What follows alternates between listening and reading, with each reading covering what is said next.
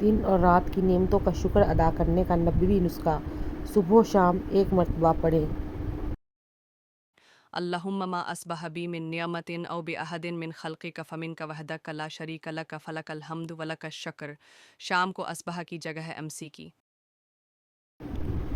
اے اللہ، جو بھی نعمت میرے ساتھ یا آپ کی مخلوق میں سے کسی کے ساتھ صبح کے وقت ہے وہ تنہا آپ ہی کی طرف سے ہے، ان میں آپ کا کوئی شریک نہیں ہے، لہٰذا تمام تعریفیں آپ ہی کے لیے ہیں اور شکر گزاری آپ ہی کے لیے ہے۔